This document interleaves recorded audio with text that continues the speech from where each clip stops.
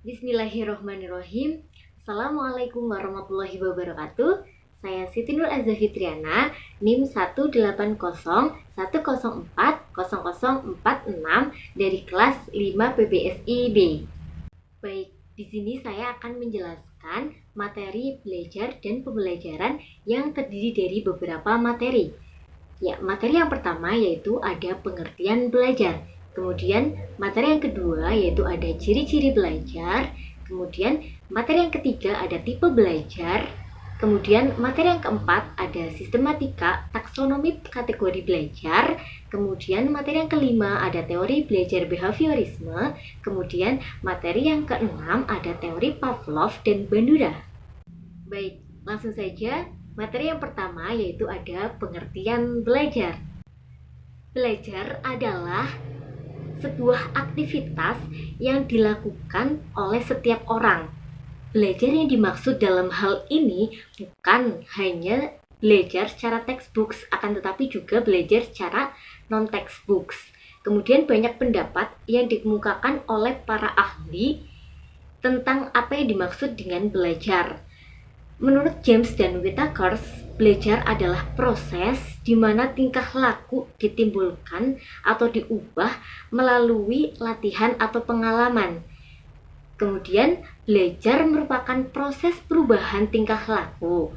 Seseorang yang belajar dengan sendirinya akan mengalami perubahan tingkah laku. Perubahan tingkah laku yang paling sederhana adalah tingkah laku dari belum tahu menjadi tahu. Kemudian, proses pengubahan tingkah laku itu terjadi dalam proses berpikir secara aktif. Kemudian dalam melakukan proses berpikir itu, seseorang melakukan penghubungan antara pengetahuan, pengalaman, dengan berbagai informasi yang telah diperolehnya. Semakin banyak pengetahuan, pengalaman, dan informasi yang dimiliki oleh seseorang, maka akan semakin baik proses berpikir yang dilakukan sehingga menghasilkan pemahaman yang lebih baik. Baik, selanjutnya materi yang kedua yaitu tentang ciri-ciri belajar. Seseorang yang belajar itu memiliki ciri-ciri tertentu. Beberapa ciri-ciri diantaranya yaitu yang pertama, adanya kemampuan baru atau perubahan. Jika seseorang yang belajar belum mengalami perubahan, maka orang tersebut belum dapat dikatakan berhasil dalam belajar. Perubahan dapat berbentuk perubahan ke arah yang lebih baik atau ke arah yang lebih buruk. Jika setelah belajar, seseorang berubah menjadi lebih baik, dapat dikatakan bahwa belajar orang tersebut berhasil, tetapi akan gagal jika berlaku sebaliknya. Kemudian, ciri yang kedua, adanya perubahan yang bersifat tetap atau dapat disimpan. Oleh karena itu, perubahan yang terjadi pada diri belajar atau pelajar dalam hal ini tidak dapat direkayasa atau dibuat-buat. Sebab, jika hal itu dilakukan, maka perubahan yang terjadi tidak dapat berlangsung dalam waktu yang lama. Selain itu, belajar yang dimaksud dalam hal ini bukan sekedar belajar textbooks, melainkan belajar dalam konteks yang lebih luas. Kemudian ciri yang ketiga yaitu adanya usaha. Seseorang dikatakan belajar apabila seseorang itu melakukan suatu upaya tertentu agar dirinya mampu berubah dari kondisi yang sebelumnya. Perubahan kondisi yang dimaksud dalam hal ini bukan semata-mata perubahan yang bersifat lahiriah, melainkan juga perubahan yang bersifat batiniah. Kemudian, ciri yang keempat yaitu adanya interaksi lingkungan. Interaksi dengan lingkungan dalam hal ini dapat berbentuk lahiriah dan batiniah. Dalam hal ini berarti interaksi dengan sesuatu yang di luar dirinya dan interaksi itu dapat diketahui oleh orang lain. Baik, materi yang selanjutnya ada tipe belajar. Menurut Getnet et al. Mencatat ada 8 tipe belajar. Tipe belajar yang pertama yaitu ada belajar isyarat atau signal learning. Belajar isyarat merupakan suatu aktivitas untuk memahami kode tertentu yang dibuat oleh komunikator kepada komunikan.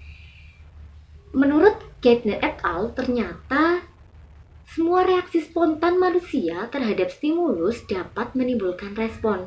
Dalam konteks inilah signal learning terjadi. Kemudian, tipe belajar yang kedua yaitu ada belajar stimulus respon.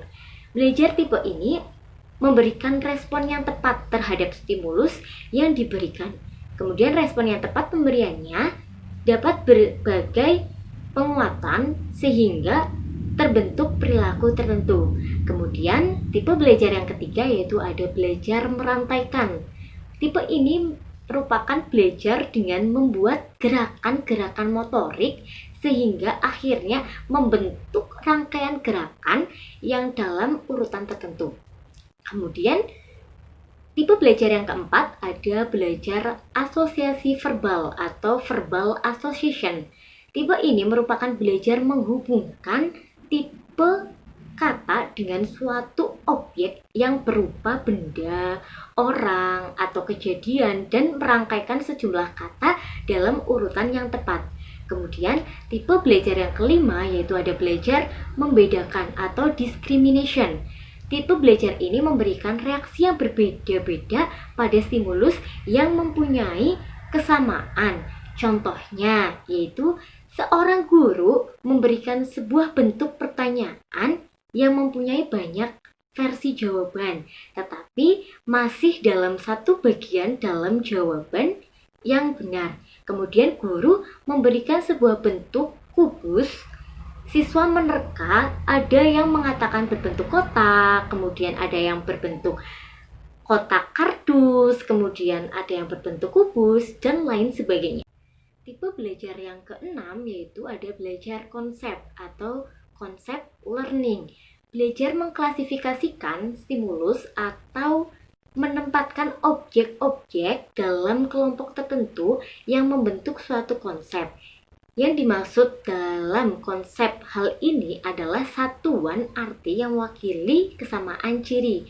Kemudian tipe belajar yang ketujuh yaitu ada belajar dalil atau yang disebut dengan rule learning. Tipe ini merupakan tipe belajar yang menghasilkan aturan atau kaidah yang terdiri dari penggabungan beberapa konsep. Hubungan antara konsep biasanya dituangkan dalam bentuk kalimat. Contohnya, yaitu seorang guru memberikan hukuman kepada siswa yang tidak mengerjakan tugas yang merupakan kewajiban siswa. Dalam hal itu, hukuman diberikan supaya siswa tidak mengurangi kesalahannya. Kemudian, tipe belajar yang ke-8 ada belajar memecahkan masalah atau yang disebut dengan problem solving. Tipe ini merupakan tipe belajar yang menggabungkan beberapa kaidah untuk memecahkan masalah sehingga terbentuk kaidah yang lebih tinggi. Contohnya, yaitu seorang guru memberikan kasus atau permasalahan kepada siswa-siswanya untuk memancing otak mereka mencari jawaban atau penyelesaian dari masalah tersebut. Baik, selanjutnya materi yang keempat yaitu ada sistematika taksonomi kategori belajar. Yang pertama yaitu ada sistematika jenis belajar. Berdasarkan Kamus Besar Bahasa Indonesia, sistematika adalah pengetahuan mengenai klasifikasi atau penggolongan. Kemudian, menurut Kegne, sistematika ini mengelompokkan hasil-hasil belajar yang mempunyai ciri-ciri yang sama dalam satu kategori. Hasil belajar dalam hal ini dapat dikelompokkan menjadi 5 jenis. Kelima jenis belajar yang dimaksud adalah yang pertama, yaitu ada jenis keterampilan intelektual. Apa sih itu keterampilan intelektual? Keterampilan intelektual adalah kemampuan seseorang untuk berinteraksi dengan lingkungannya dengan menggunakan simbol huruf, kemudian angka, kemudian kata atau gambar. Kemudian jenis yang kedua yaitu ada jenis informa verbal. Jenis informa verbal adalah kemampuan seseorang untuk menyatakan atau memberitakan suatu fakta atau suatu peristiwa secara lisan atau tertulis termasuk dengan cara menggambar. Yang ketiga yaitu ada jenis strategi kognitif. Strategi kognitif adalah kemampuan seseorang untuk mengatur proses belajarnya sendiri, kemudian mengingat dan berpikir. Kemudian yang keempat ada jenis keterampilan motorik. Keterampilan motorik adalah kemampuan seseorang untuk melakukan gerakan secara teratur dalam urutan tertentu. Ciri khasnya adalah otomatisme, yaitu gerakan berlangsung secara teratur dan berjalan dengan lancar dan luas. Kemudian yang kelima ada jenis sikap keadaan mental. Sikap keadaan mental adalah kemampuan yang mempengaruhi seseorang untuk melakukan pilihan-pilihan dalam bertindak. Ya, selanjutnya yang kedua ada taksonomi belajar. Taksonomi belajar adalah pengelompokan tujuan berdasarkan domain atau kawasan belajar. Menurut Bloom, ada 3 domain belajar, yaitu yang pertama ada kognitif domain atau kawasan kognitif. Kawasan kognitif adalah kawasan yang berkaitan dengan aspek-aspek intelektual atau secara logis yang bisa diukur dalam pikiran atau nalar. Kawasan ini terdiri dari pengetahuan, pemahaman, penerapan, penguraian, pemanduan, dan penilaian. Kemudian yang kedua ada affective domain atau kawasan afektif. Kawasan afektif ini adalah kawasan yang berkaitan dengan aspek-aspek emosional seperti perasaan, minat, sikap, dan kepatuhan terhadap moral. Kawasan ini terdiri dari penerimaan, sambutan, penilaian, pengorganisasian, dan karakterisasi. Kemudian yang ketiga ada psikomotor domain atau kawasan psikomotorik. Kawasan psikomotorik adalah kawasan yang berkaitan dengan aspek-aspek keterampilan yang melibatkan fungsi sistem syaraf dan otot. Kawasan ini terdiri dari menyiapkan, meniru, membiasakan, dan mengadaptasi. Selanjutnya, yang ketiga ada kategori belajar menurut UNESCO. UNESCO telah mengeluarkan kategori jenis belajar yang dikenal sebagai 4 pilar dalam kegiatan belajar. Yang pertama ada learning to know. Pada learning to know ini terkandung makna bagaimana belajar. Dalam hal ini ada 3 aspek. Aspek yang dipelajari, bagaimana caranya, dan siapa yang belajar. Kemudian yang kedua ada learning to do. Hal ini dikaitkan dengan dunia kerja, membantu seseorang mampu mempersiapkan diri untuk bekerja atau mencari nafkah. Jadi dalam hal ini menekankan perkembangan keterampilan untuk yang berhubungan dengan dunia kerja. Kemudian yang ketiga ada learning to live together.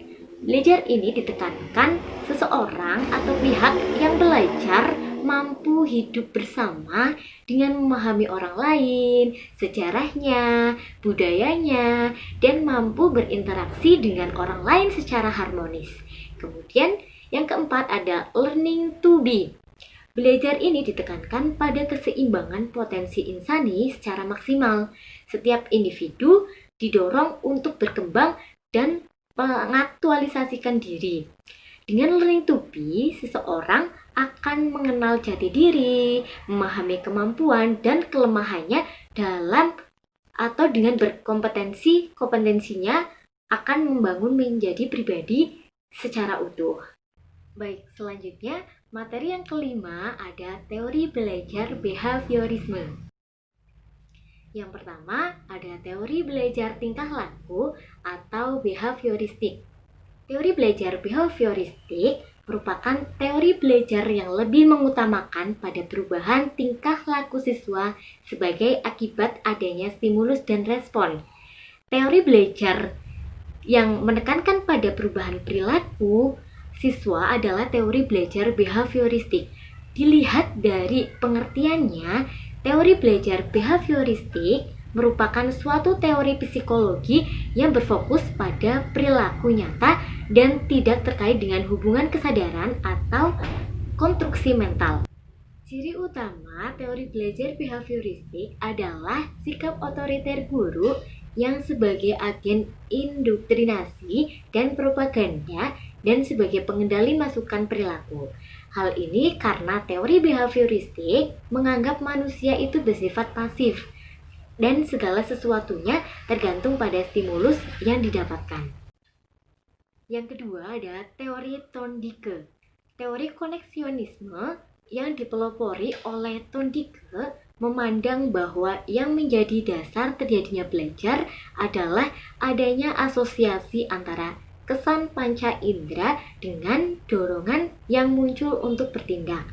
Menurut Thorndike, belajar akan berlangsung pada diri siswa jika siswa berada dalam 3 macam hukum belajar, yaitu yang pertama ada the law of readiness atau hukum kesiapan belajar, kemudian yang kedua ada the law of exercise atau hukum latihan, kemudian yang ketiga ada the law of effect atau hukum pengaruh.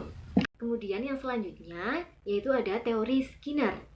Menurut Skinner, hampir semua perilaku manusia diidentifikasikan jatuh ke dalam 2 kategori, yaitu perilaku responden dan perilaku operan. Perilaku responden adalah perilaku tanpa sengaja atau refleks sebagai hasil dari rangsangan lingkungan khusus. Kemudian, perilaku responden dapat terjadi jika stimulus diharapkan atau diterapkan pada organisme. Kemudian, perilaku operan adalah perilaku yang tidak otomatis, dapat diprediksi, dan mudah diidentifikasi oleh rangsangan. Skinner percaya bahwa perilaku tertentu dapat terjadi jika disebabkan oleh rangsangan tertentu. Kata operan menjelaskan seluruh sikap perilaku yang beroperasi pada lingkungan untuk menghasilkan peristiwanya atau tanggapan dalam lingkungan. Jika kejadian atau tanggapan dapat memuaskan siswa, kemungkinan perilaku operan akan diulang. Baik, selanjutnya materi yang keenam ada teori Pavlov dan Bandura. Yang pertama ada teori Pavlov. Ayahnya yang seorang pendeta menginginkan Pavlov mengikuti jejaknya. Selanjutnya ia mengembangkan dan mengeksplorasi penemuannya dengan mengembangkan studi perilaku yang dikondisikan, yang kemudian dikenal dengan classical conditioning. Dari eksperimen yang dilakukan Pavlov terhadap seekor anjing menghasilkan hukum-hukum belajar, diantaranya yang pertama ada law of respondent conditioning, yaitu hukum pembiasaan yang dituntut. Jika 2 macam stimulus dihadirkan secara simultan atau yang salah satunya berfungsi sebagai reinforcer, maka refleks dan stimulus lainnya akan meningkat. Kemudian yang kedua ada law of respondent excitation atau yakni hukum permusnahan yang dituntut. Jika refleks yang sudah diperkuat melalui respondent conditioning itu didatangkan kembali tanpa menghadirkan reinforcer, maka kekuatannya akan menurun. Selanjutnya yaitu ada teori Bandura. Teori belajar sosial atau disebut juga teori observational learning adalah sebuah teori belajar yang relatif masih baru dibandingkan dengan teori-teori belajar lainnya. Berbeda dengan penganut behaviorisme lainnya, Bandura memandang perilaku individu tidak semata-mata refleks otomatis atau atas stimulus, melainkan juga akibat reaksi yang timbul sebagai hasil interaksi antara lingkungan dengan skema kognitif individu itu sendiri. Prinsip dasar belajar menurut teori ini bahwa yang dipelajari individu, terutama dalam belajar sosial dan moral, terjadi melalui peniruan atau imitation dan penyajian. Contoh perilaku modeling. Teori ini juga masih memandang pentingnya conditioning melalui pemberian reward dan punishment. Seorang individu akan berpikir dan memutuskan perilaku sosial mana yang perlu dilakukan. Terima kasih, sekian yang dapat saya sampaikan. Semoga dapat bermanfaat. Kurang lebihnya saya mohon maaf. Wabillahi taufiq wal hidayah. Wassalamualaikum warahmatullahi wabarakatuh.